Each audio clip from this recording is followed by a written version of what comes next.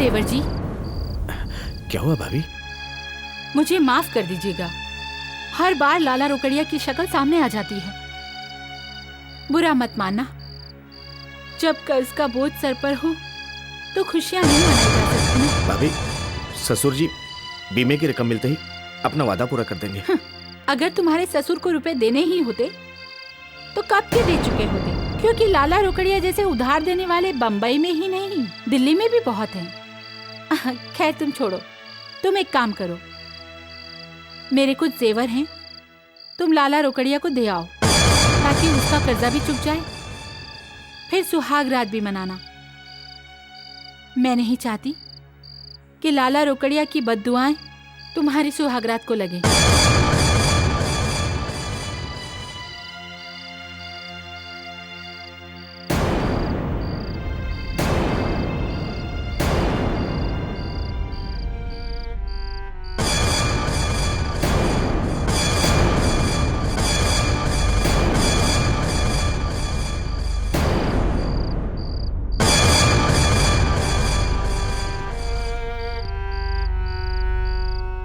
घर में फोन है और एसटीडी भी है। कोई अगर अपने पापा को फोन करना चाहे तो इसमें मनाही नहीं है, क्योंकि जब तक पैसे नहीं आएंगे सुहागरात नहीं मनाई जाएगी।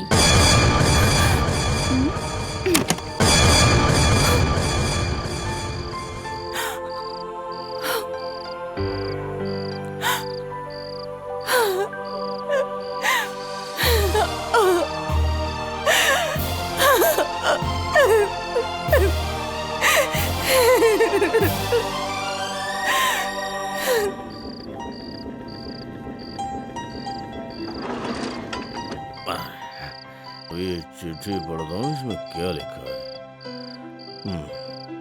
सबसे पहले मिठाई पलंग के दाईं तरफ। कौन सा दायां है? हाँ। उसके बाद दूध और बादाम।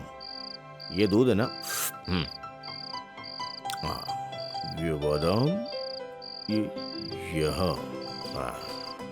उसके बाद क्या है? फूल। ये रहे फूल। हाँ। सुहाग का बिस्तर, लेकिन अब सुहागरात सिर्फ समाधि बनकर रह गई है। चलो समाधि पर ही फूल डालते हैं।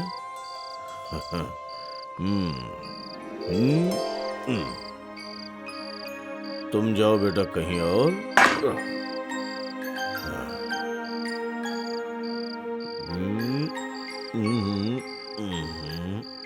ओहो, हाँ, बढ़िया है। वो क्या है?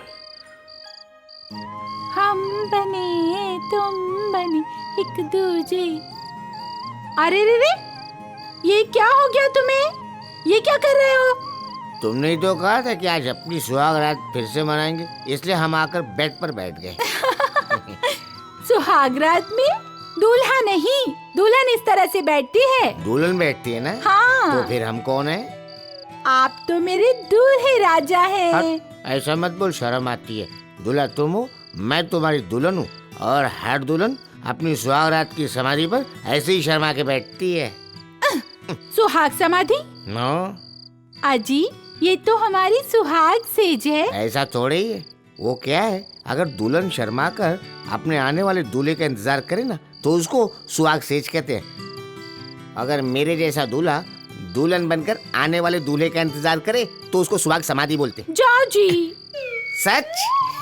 तो ठीक है। अरे रे रे, कहाँ चल दिए? तुमने तो कहा ना जाओ जी, बाहर सोने जा रहा हूँ।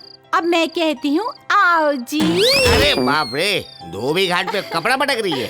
अब छोड़ो भी। ये लो खाओ। याद है सुहाग रात की वो मीठी मीठी बातें?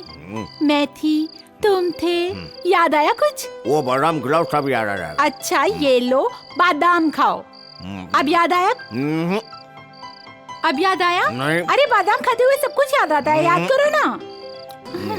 याद आ रहा है। अच्छा दूध पिलाती हूँ। ये लो। वो आसमान पे चांद था, कितनी भीनी भीनी खुशबू थी। मैं थी, तुम थे, और याद है हम दोनों 4 दिन तक कमरे में बंद थे। अरे कोई सुन लेगा यार। अरे सुने मेरी बला से, मुझे क्या। मेरे सर के ताज, मेरे दूल्हे राजा।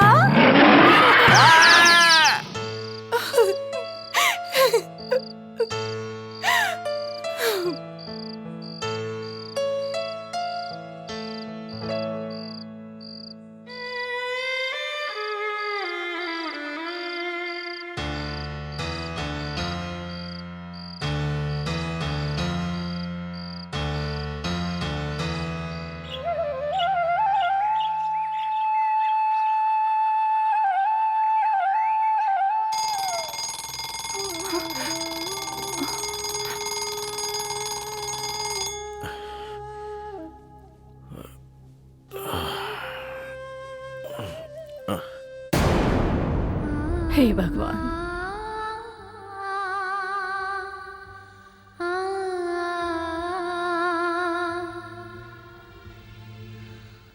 बहू,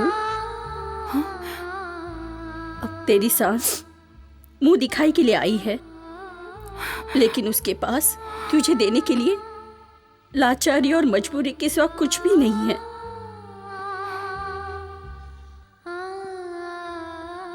ये क्या बहू, कम से कम सुहाग की चूड़ियां तो पहने रहती।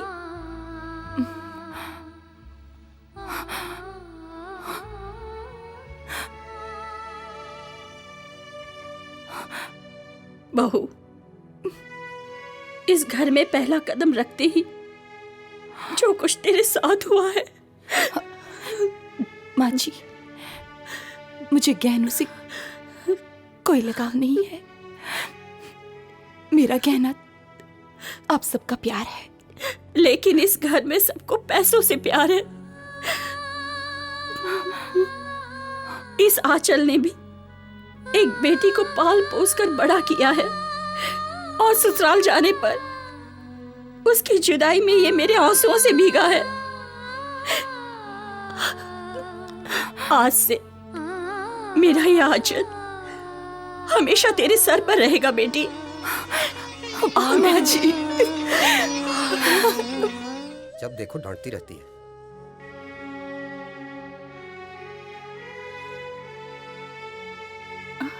अरे छोटी बहू, तू यहाँ क्यों खड़ी है?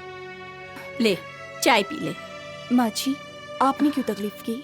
मुझे बुला लिया होता। अरे बहू, जब तक हाथों की मेहंदी ना छूटे तब तक तो दुल्हन बनी रहे। काम तो जिंदगी भर करना ही है। ये ले, मैं बड़ी बहू को चाय देकर आती हूँ।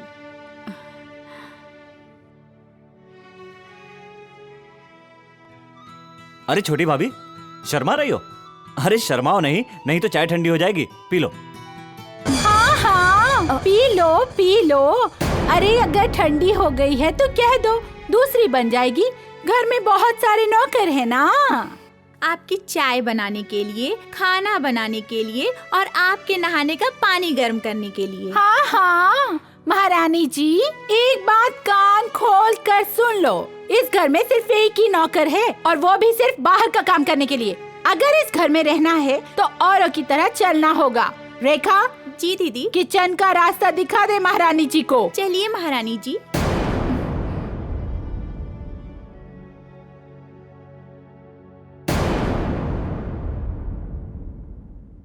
मेरी गठोरी में लग गया चोर मुसाफिर। अरे संभाल के, घुटना लगेगा, आंख में मोच आ जाएगी। क्या कहा? नहीं मैं तो ऐसे ही। ये हुलिया बना के जनाब कहाँ जा रहे हैं? मैं तो कपड़े धोने जा रहा हूँ। कपड़े धोने? तुमसे किसने कहा था? तुमने कहा था ना कि इस घर में सबको अपने हाथ से अपना काम करना चाहिए, इसलिए मैं जा रहा हूँ। मैंने तुमसे नहीं, उससे कहा था। उससे कहा था, इससे कहा था, किसको मालूम? हे भगवान, ये मैं कहाँ फंस गई? मेरे को नहीं मालूम। चुप रहो, चलो जाओ यहाँ से। ये कपड़े कमरे में रखो और दुकान पर जाने की तैयारी करो। ये सरकार ज्यादा दिन नहीं चलने वाली। क्या कहा? वो क्या ना, गर्मी बहुत है। अभी निकालती हूँ तुम्हारी गर्मी। अंदर अरे चलो। तुम्हारी क्या एयर कंडीशन की दुकान है? हाँ हाँ, तुम चलो तो सही। मुझे माफ कर देना रमा।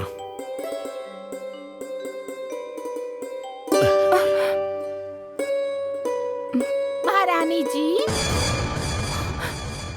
जी ऊपर चलो। हाँ चलो।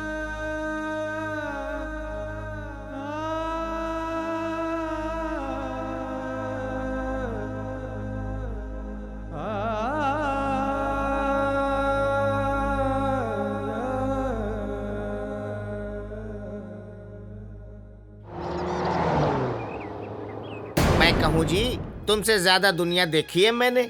सौदेबाजी तो धंधा करने से पहले होवे है। शादी करके दुल्हन तो आप घर ले आए, अब काहे का दहेज?